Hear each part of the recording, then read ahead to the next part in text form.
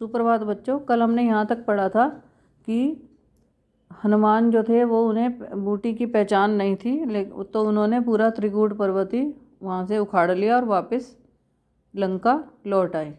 उस जड़ी बूटी से औषधि के द्वारा लक्ष्मण का उपचार हुआ और लक्ष्मण शीघ्र ही ठीक हो गए और उनसे जो अन्य घायल वानर भी थे उनका भी उन औषधियों से उपचार हुआ, सब स्वस्थ हो गए। जो फिर दोबारा से जोश में भरकर युद्ध प्रारंभ हुआ।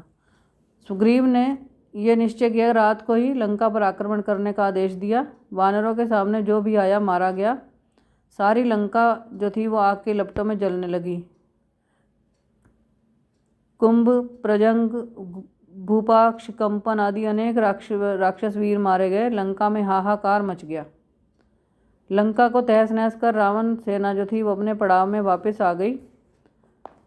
अगले दिन रावण ने फिर अपने पुत्र इंद्रजीत जो था उसको इंद्रजीत मेघनाद को युद्ध के लिए भेजा। युद्ध भूमि में जाने से पहले मेघनाद ने यज्ञशाला में यज्ञ किया।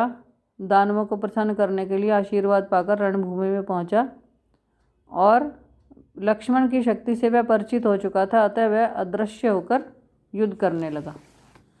क्योंकि वो मायावी युद्ध जानता था तो बार बार जो था वो अदृश्य हो जाता था।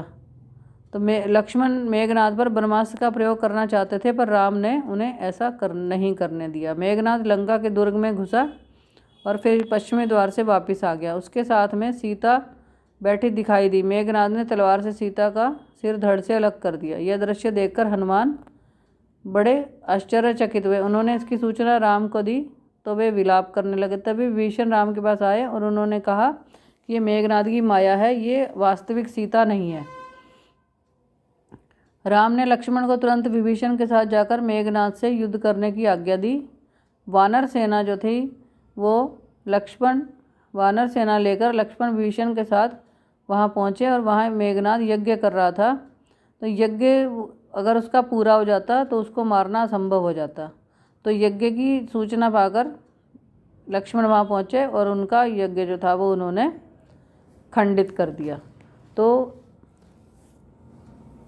लक्ष्मण और मेघनाद में फिर भयंकर युद्ध छिड़ गया। यज्ञ भंग से मेघनाद पहले ही खींच चुका था, बहुत खींच रहा था वो, क्योंकि उसे लग रहा था कि उसका यज्ञ पूरा नहीं हुआ। तो विभीषण लगातार लक्ष्मण और वानर सेना का उत्साह बढ़ा रहे थे। उत्साहित लक्ष्मण ने मेघनाद का कवच काट डाला। तुरंत ही मेघनाद ने पलटकर लक्ष्मण पर का कवच काट दिया। मेघनाद बार बार युद्ध करने पर मेघनाद हिम्मत हारने लगा। उसने अपनी पराजय सामने दिखाई दे रही थी और रथ से कूद पड़ा और उसने विभीषण पर आक्रमण कर दिया।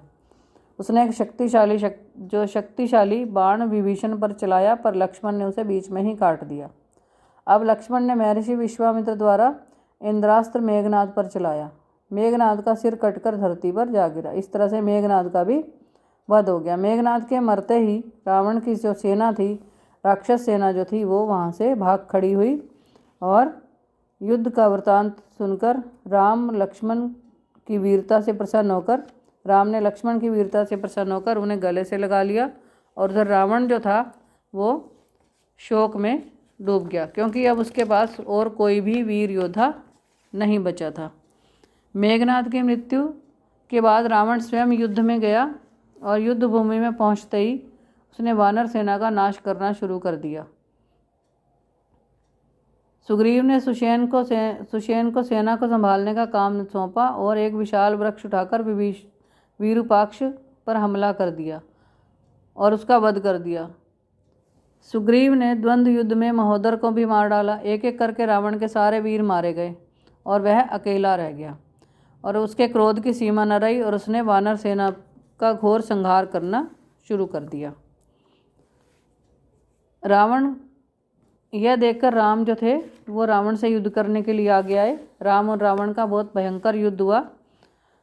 रावण तो रथ पर था और देवताओं ने देखा कि रावण रथ पर है और राम जो है वो धरती पर और नंगे पांव वो युद्ध कर रहे हैं। तो इंद्र ने अपने सारथी मातली को रथ देकर राम के पास भेजा और उसमें बैठकर राम और लक्ष्मण जो थे वो राम उस पर चढ़कर युद्ध करने लगे। राम और रावण दोनों एक दूसरे पर बाण चलाने लगे।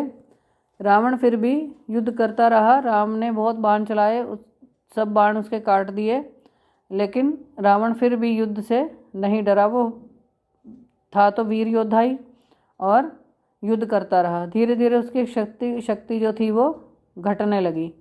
रावण का सारथी उसकी दशा देखकर उसे लंका ले गया। स्वस्थ होने पर रावण ने अपने सारथी को बहुत डांटा कि तुम मुझे युद्ध से ले आए और शत्रु मुझे कायर समझेगा। रावण की आज्ञा पाकर सारथी जो था वो पुनः उन्हें युद्ध भूमि में ले गया। वहाँ पर रावण और राम का फिर से भयंकर युद्ध हुआ, लेकिन रावण पर किसी भी तरह से किसी भी अस्त्र शस्त्र का असर नहीं हो रहा था। तब मातली ने राम से कहा कि अब रावण का अंत का समय आ चुका है, आप ब्रह्मास्त्र का प्रयोग करें रावण पर। तब उन्होंने अगस्त्य मुनि के दिए हुए जो अस्त्र शस्त्र थे, उनमें से रावण पर ब्रह्मास्त्र का प्रयोग किया, जिससे रावण जो था वो मारा गया और रावण का भी वध हो गया। रावण के वध के बाद विभीषण, वैसे तो विभीषण के भाई थे वो बड़े, तो विभीषण इस बात से बहुत दुखी भी हुआ और वो रावण के शव को रथ में लेकर लंका गया और विधि पूर्वक रावण का दाह संस्कार किया और फिर वो वापस राम के पास लौट आए।